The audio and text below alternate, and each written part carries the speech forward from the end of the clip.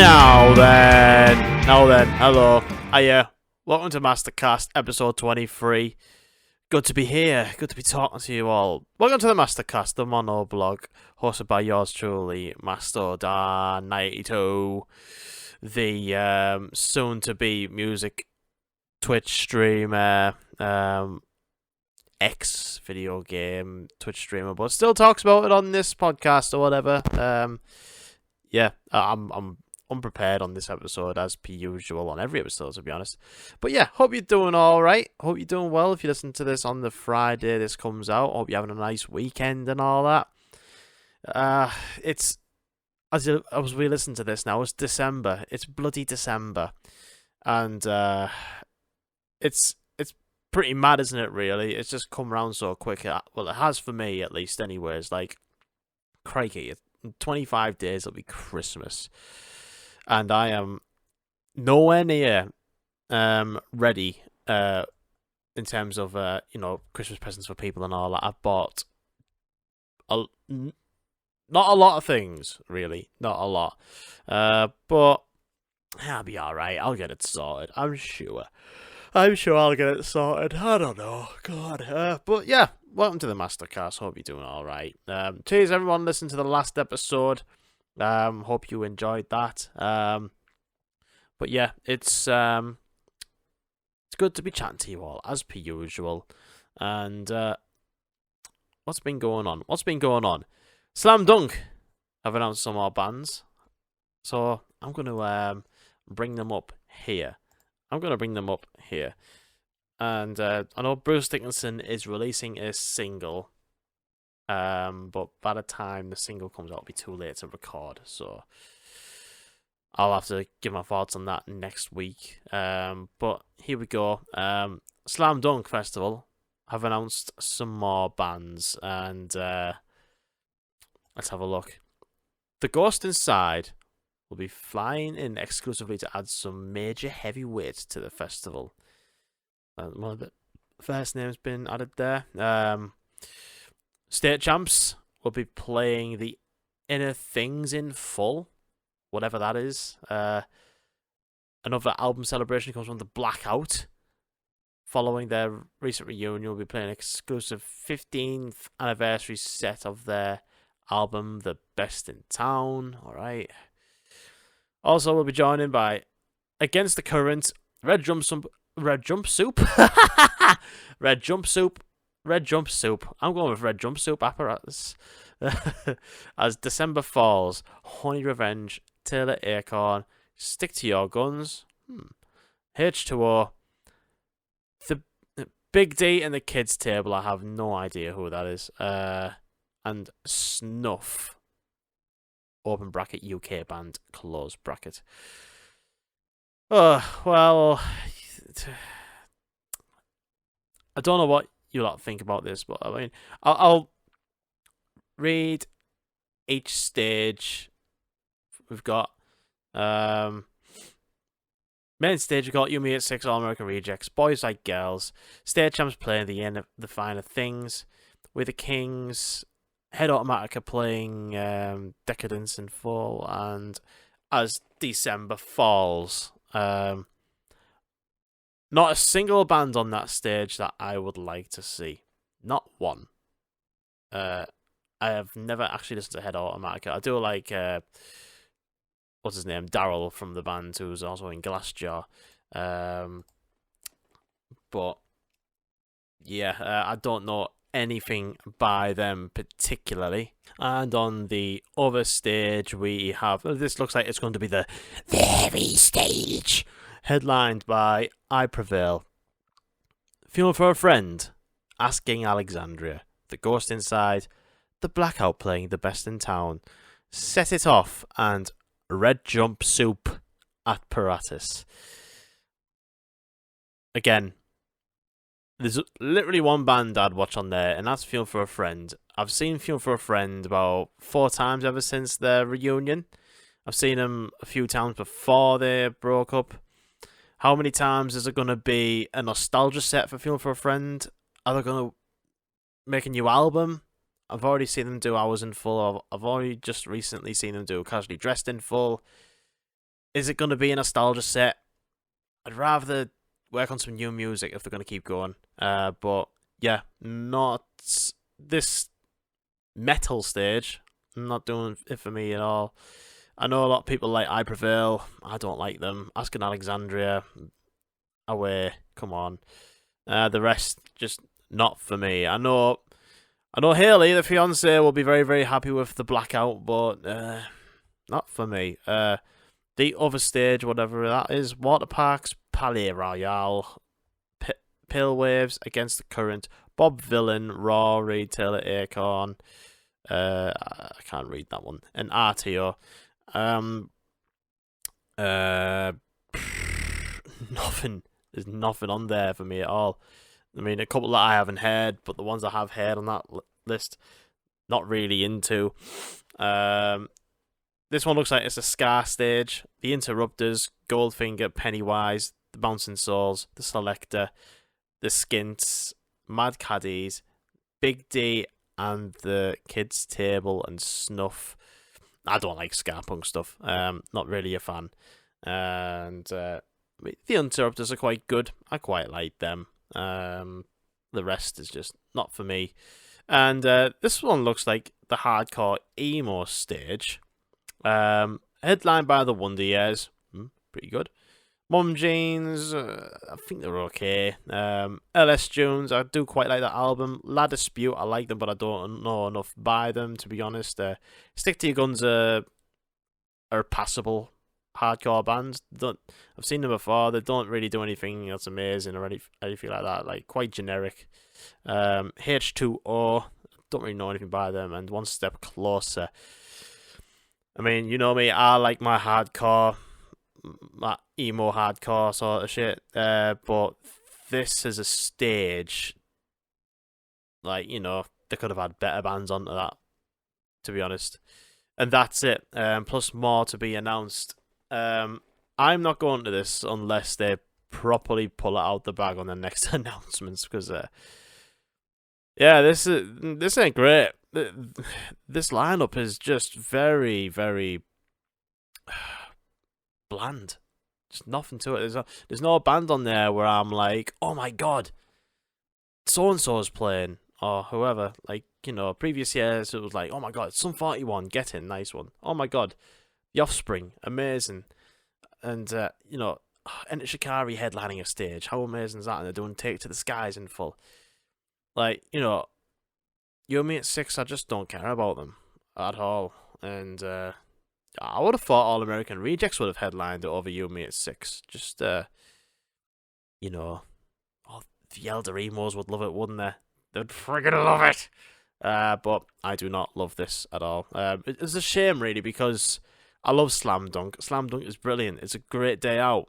I've always said it. It's a great, great day out, especially if the weather's spot on and it's nice and sunny.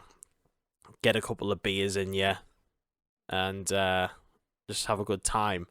But this, like, the thing is, the ticket for Slam Dunk as well is a lot more expensive than what it was last year. I think they've gone up by like 20 quid. I think it's gone up to like, I think it's like 120 quid now. And, you know, there's none of this where I'm like, yep, I'll fork out. I don't think there's enough value for money here, for me, anyways. So I can't see myself going. Not while I've got download. I think I'm going to be getting a day ticket for Bloodstock, and I might as well, before I get into Leeds and Reading, speaking of day tickets, I might as well talk about the Leeds and Reading lineup. How about that? Because I was thinking, did I talk about it last week? But I don't think I did. So here is what we've got. So they did a weird way of announcing it. They basically just announced the name of the acts, and they didn't like give you like a lineup poster or anything. They didn't give you what days they were playing. They didn't do that. They didn't show you what days they were playing until like I think it was like a couple of days after, which was a bit weird. Didn't sit with me right. A lot of people complaining like, why is there a lineup There's no lineup posters or anything like that. And it's definitely a lot less bands as well that they have announced. Like, usually with a Reading and Leeds lineup, like, they've got a shitload of bands, like, announced already. Like, they'll have, like, 30, 40 bands announced, but, like, there's not a lot announced, but we do have some headliners. And so let me just find the post here. There it is. So, Catfish and the Bottommen. It's also worth noting as well, Reading and Leeds do have two main stages. They have the is it East and West main stage? So all together they've got like 6 main stage headliners, which is quite bonkers. Catfish and the Bottommen headlining one of the days. Nah. Jerry Simmon, not really for me. I know he's a very big artist within the UK. He does arenas and stuff like that, but it's not really for me. Ray, I had a listen to Ray early on, and I quite like what she's doing, to be fair. She's got a really good voice, quite soulful, and she's not a headliner but I like her. She sounds quite good. Skrillex.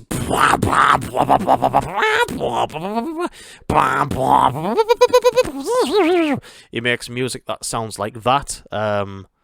He looks really different on the promo photo. Like, he hasn't got his big silly glasses on. He's got a beard and he's wearing a turtleneck and he's got very small, like, short hair. He kind of looks like what's his name, the drummer from System of a Down. But yeah, he's playing. Spirit Box are playing Reading and Leeds. Spirit Box are great. Love them. Loved the EP that came out a couple of weeks back, and obviously the debut album is fantastic, and I've seen them download as well. Brilliant band. Really, really great. Good to see them. Digger D is a rapper. That's all I know. I did actually listen to something on YouTube that I found quite decent, to be fair. So, yeah, cool. Don't know anything. Lana Del Rey, a headliner. I don't know a lot by Lana Del Rey.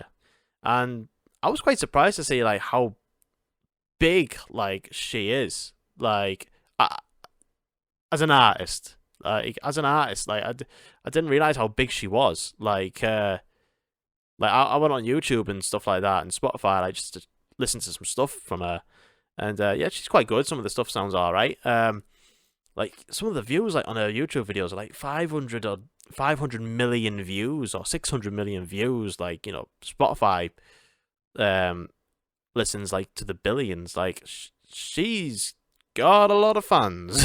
And she's headlining, so, you know, it's a cool new headliner for Reading and Leeds. All about new headliners. So yeah, it's someone different. It's gonna bring a different vibe.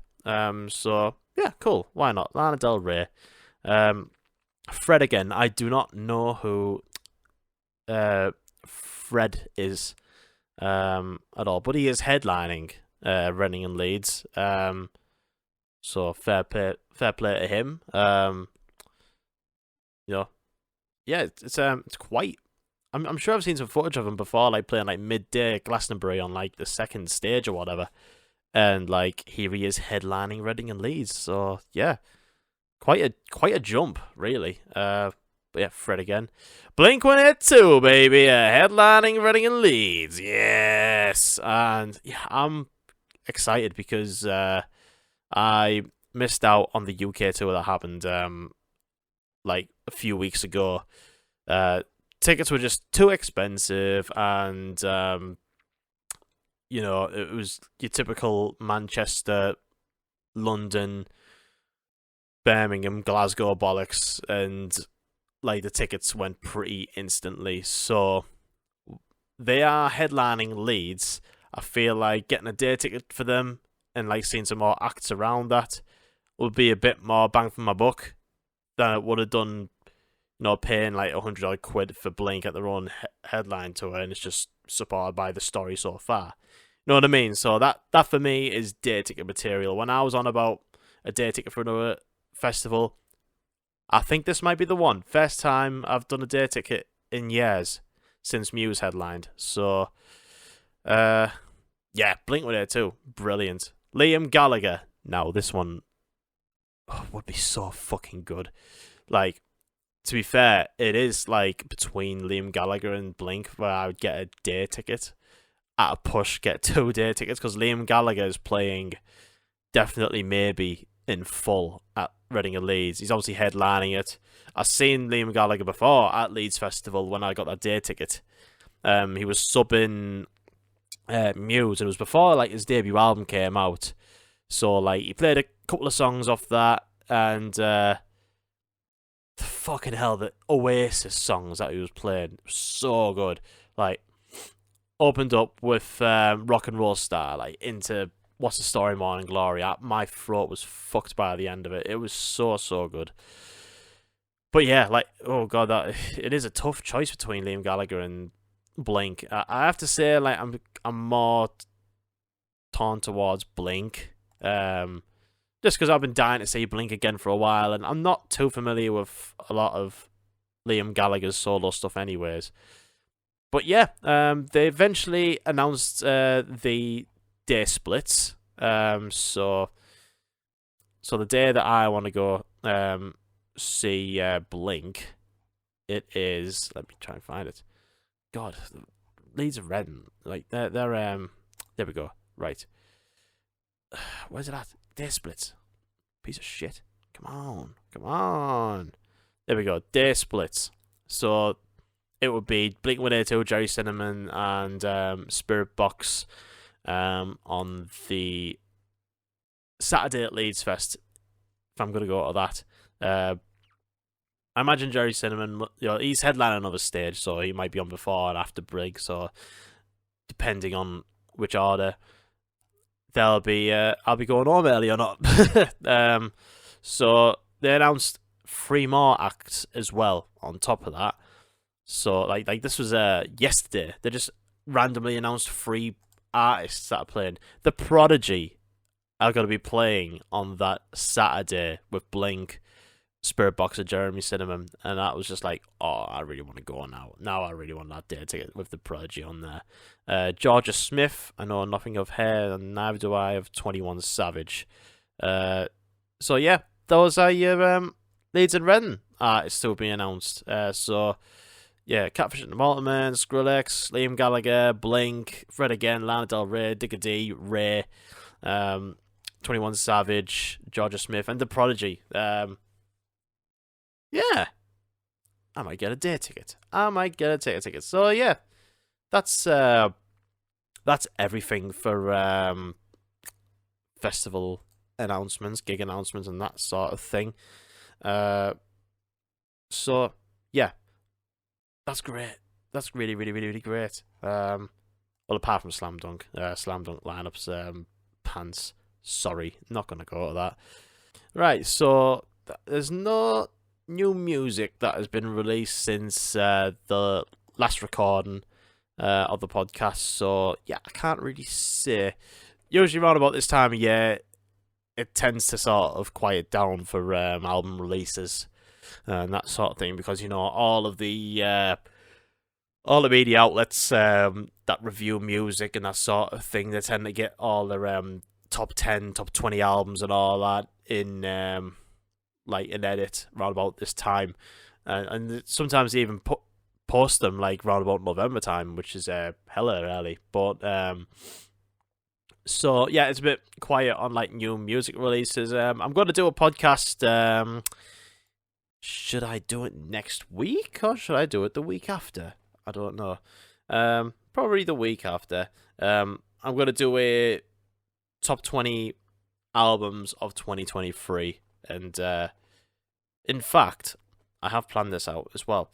It's going to be like a full-on like awards show. I kind of taken this idea from another podcast that I listen to, like an end-of-year awards. So like I'll talk about my favorite albums of the year, favorite video games of the year, movies of the year, and compile it into one lovely Oh yeah, gigs of the year as well. Compile it into one lovely episode for you. It will be the MastoDan Awards ceremony. So that will be. I'm going to try and get that for not next week, but the week after. So yeah, I'd like to involve you a lot. If you want to get all your favorite mentions in, like your top 3 movies, your top 3 video games, or whatever, top 3 podcasts. No pressure. You don't have to say mine. But yeah, that's what's gonna happen. It'll be fun. It'll be a fun list week, is what we're gonna call it. And yeah, I hope you all got Spotify and got your Wrapped. I'm just looking at mine now, and I quite like the Spotify Wrapped thing. One thing I will say is I didn't come back to Spotify until the end of June. So it's quite unrepresentative, all the stuff I have actually listened to throughout the year. So there's some stuff that didn't like make it onto my Spotify Wrapped that I had a feeling would do, if you know what I mean. But I do like Spotify when it does that sort of stuff. I just wish it paid artists a bit more. But yeah, it's cool. It's really, really cool. I've seen a lot of people post theirs, and there's been a few people who have had the MastoCast in its top 5, and you know, it's quite humbling, really. It's very, very awesome. But yeah, well, I've got my Spotify Wrapped. I think I'll go over. I thought I'd go over with it for y'all if it's not too self-indulgent. But yeah, so I've got my top 5 songs. 3 of them are Code Orange ones because I've absolutely rinsed the new album. So number 5 is The Game by Code Orange. Number 4 is The Death Life by Fiddlehead. I can't remember if I spoke about this album or not on the podcast, but I really, really recommend the latest Fiddlehead album. It's really, really awesome. I've listened to it to death. Really sort of hard Steve emo-y, sort of hard, like post-hardcore sort of stuff. Like sort of quicksandy as well, I guess. Failure. It's really, really cool. And it's literally like a 25-minute long album. It's great. A song called Do It Faster by Military Guns at number 3.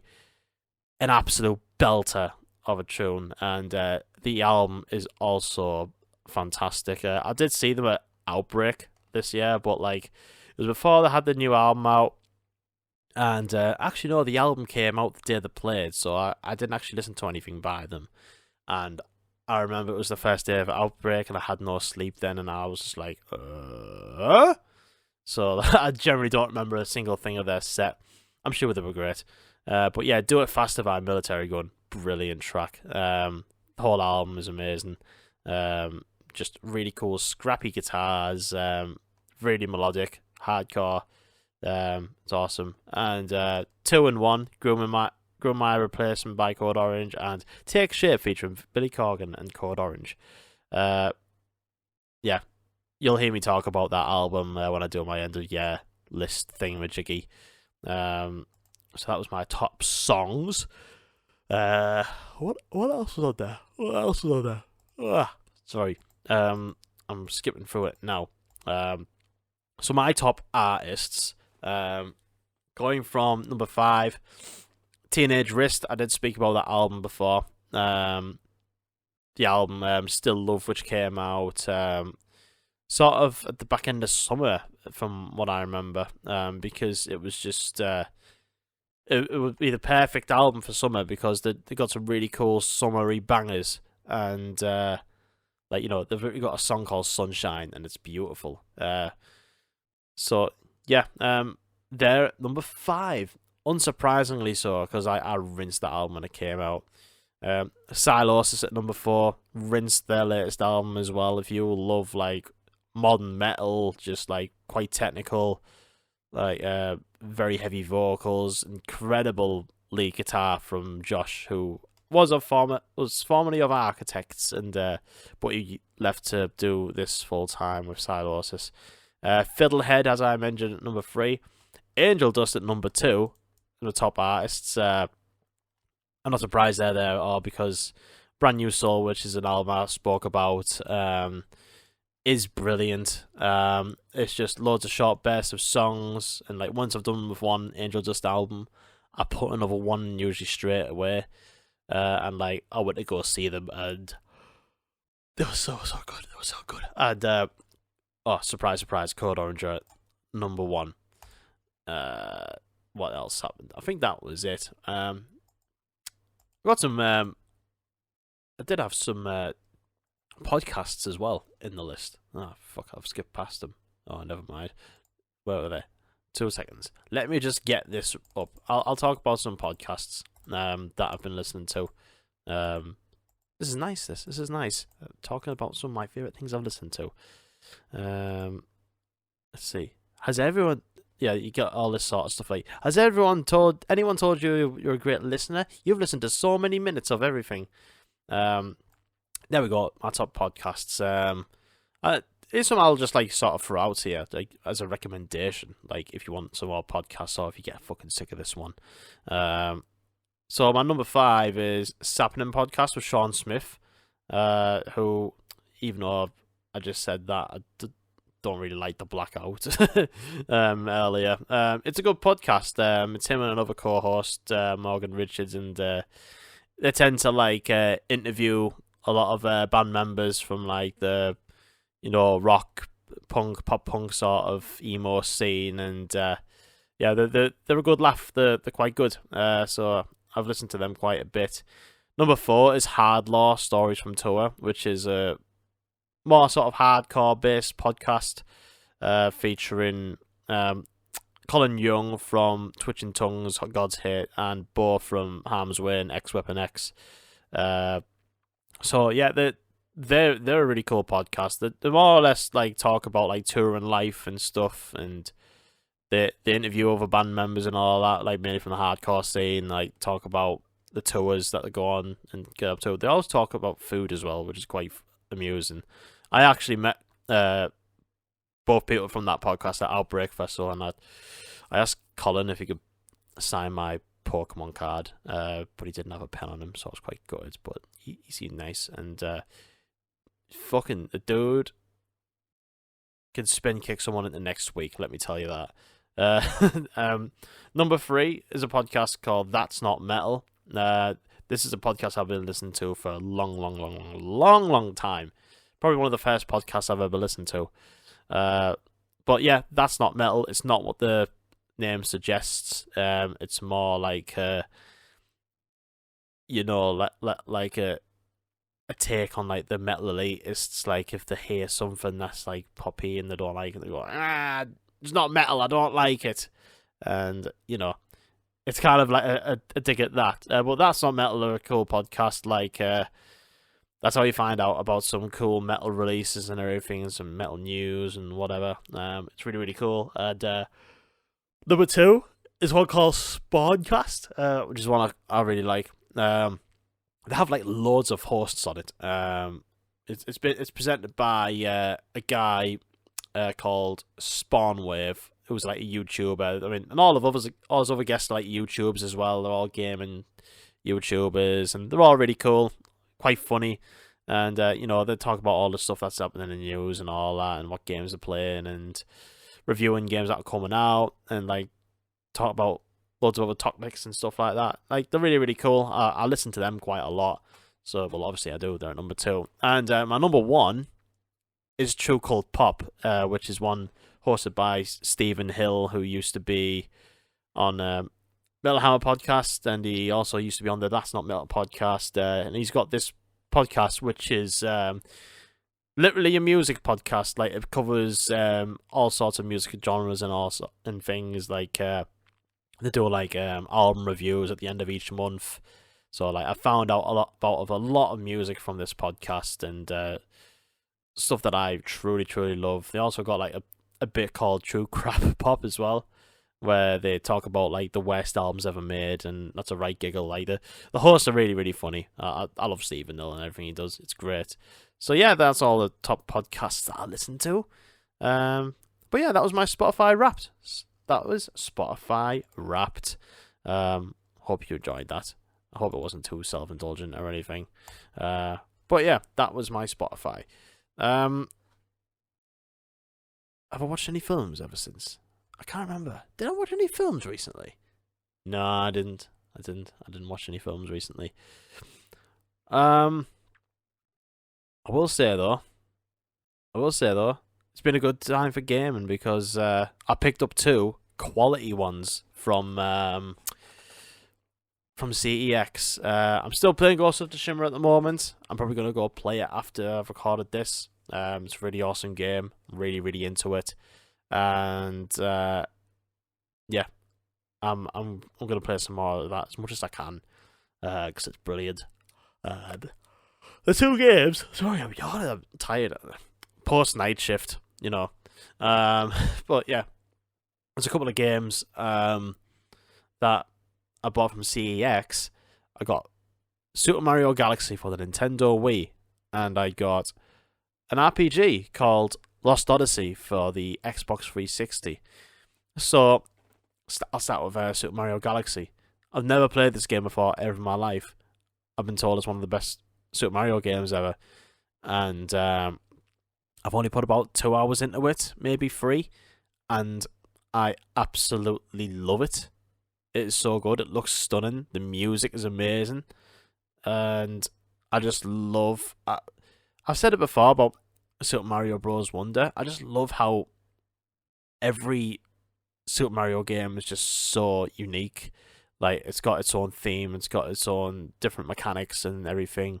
It's just really, really great. Every time I play a Super Mario game, like old or new, like I'm always just like really impressed. Like I'm obviously like way behind at the moment because I've never played this game before.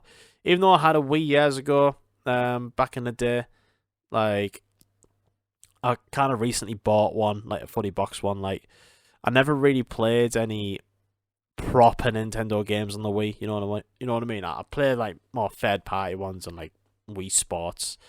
So yeah, I didn't play a lot. But Super Mario Galaxy, it's awesome. It's goated. It's goated. And oh fucking heck, I'm yawning again. But yeah, Lost Odyssey. I'm very impressed with this. So, a good friend of mine, he's called Argonaut.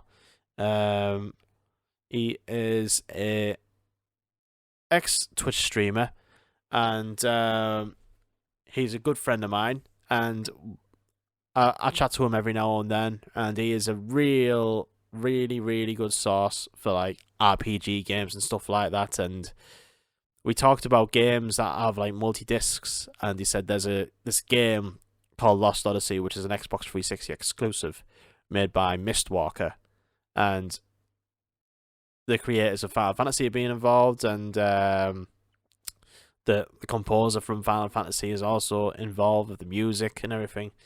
And I'll be honest, like I started this game up, and I was like, holy fucking shit!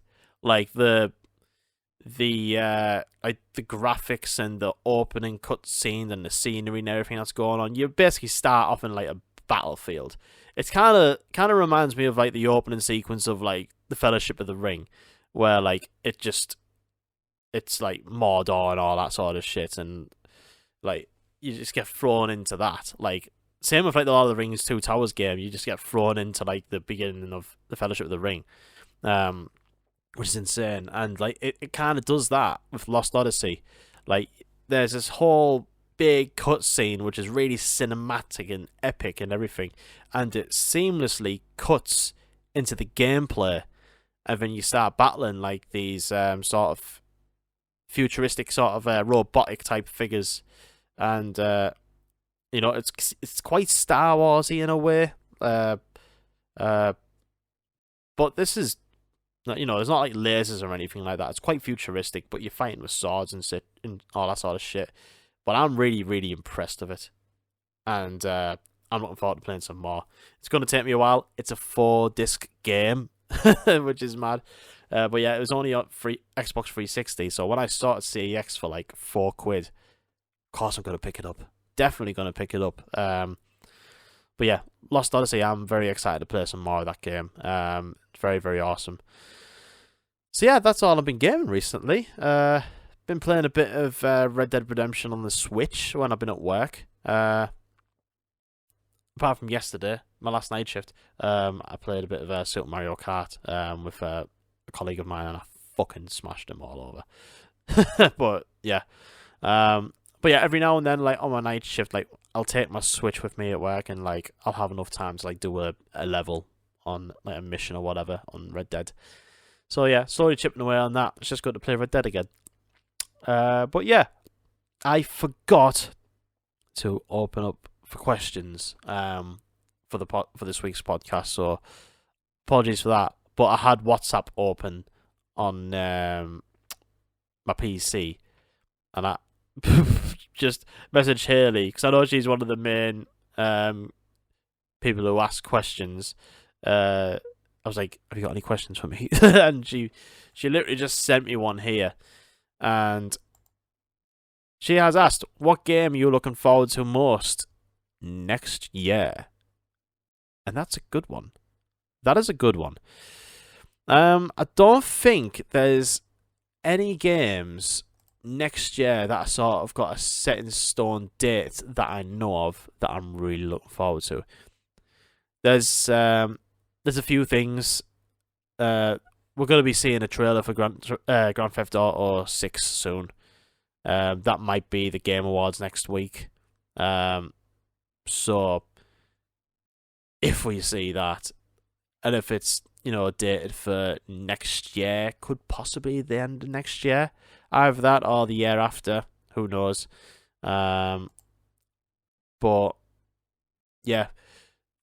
If you had a gun to my head, I'd say GTA 6. Grand Theft Auto 6, a new one, would be incredible. It would be absolutely incredible. Like, I hope that happens. And, yeah, I've got my fingers crossed, big time. So, yeah, there's Grand Theft Auto 6, and there is, excuse me, there is the Metal Gear Solid 3. It's actually called Metal Gear Solid Delta Snake Eater. No 3, just Metal Gear Solid Delta Snake Eater, which is the, of course, the remake for Metal Gear Solid 3 Snake Eater. If that's out next year, I will fucking grab that, for definite. There is also, what is it?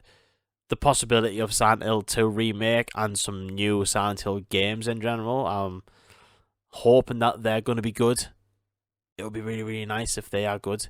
But yeah, the ones that I'm looking forward to haven't got any sort of confirmed date, whether they're coming out next year or not. I'm just hoping that they are the ones, really. But yeah, if I just quickly go on like a game website, let's have a look. Shop2.net. I hope this is answering your question, by the way, Haley. But yeah, if I look on like pre-orders or whatever, or coming soon, we might get a better idea. Oh, I do know that the new what's it called? Tekken 8 is coming out, and I have actually got that pre-ordered, and I think that comes out in January, and I'm a bit like, it's been a while since I got a Tekken game. Kind of want to go back and play that again, because it's been like 2 decades since I last played a Tekken game or even bought one. So yeah, there's Helldivers 2 that's coming out in 2024. That looks quite good. Yeah, nothing at all. Like there's no set in stone date, as I've said, but the main one's Grand Theft Auto 6. Give me that. Give me that. I'll be happy for that. But also, there's a Nintendo. There's the possibility of a new Nintendo console next year as well. So I'll have me some of that. I will have me some of that as well. Because I love the Switch so much. It's definitely one of my favorite consoles ever. I will fucking get that next Nintendo system when it comes out. So yeah, that's it. That's it for video games. Nothing film wise to chat about. I think that might be it. Should I recommend you something to listen to?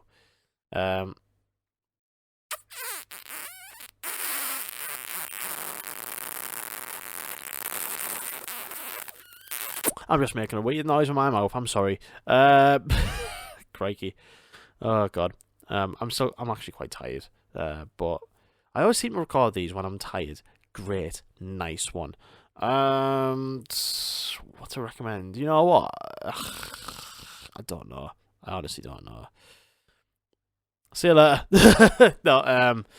Thank you very much for listening to. Actually, yeah. I've got a recommendation for you. I'm going to give it to you now. Because I've been listening to it recently. Fightstar are making a bit of a comeback, and they're doing like a 20th anniversary one-off show at Wembley, in London. In when is it? I think it's sometime next year. They're playing at Wembley. Yeah, I think it's like the Grand Unification album in full. Like that album's good and all, but the last album that they brought out in 2015 called Behind the Devil's Back is a beast. It is an absolute beast. It's heavy as hell. It's very Deftones influenced. It's 36 minutes of just thrashy goodness. Like, if you're like Charlie Simpson from Busted to get his scream on and get heavy, use 7-string guitars, highly recommend Behind the Devil's Back by Fightstar, because I know a lot of people go on about Grand Unification and all that, and the album that came out afterwards. What's that album called? Be Human.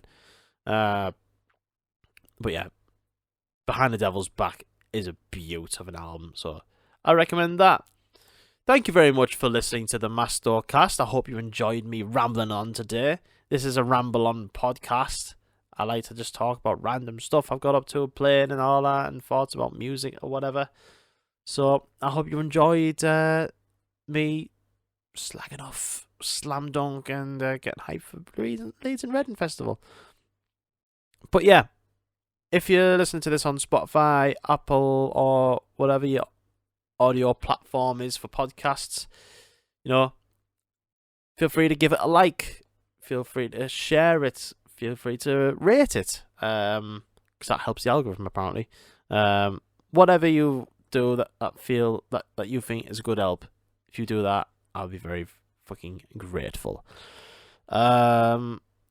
Also, YouTube, if you subscribe, that'll be very nice. If you give it a like on YouTube, that'll be really, really nice. Yeah, I've literally forgotten everything. To say. But yeah, I love you all. Thanks very much for listening, as per usual. I'm always happy to record these episodes. Thank you for episode 23. And I will see you next week for more ramblings on. And yeah, stay safe. Also, keep wrapped up warm. It's very cold outside, and I don't like it.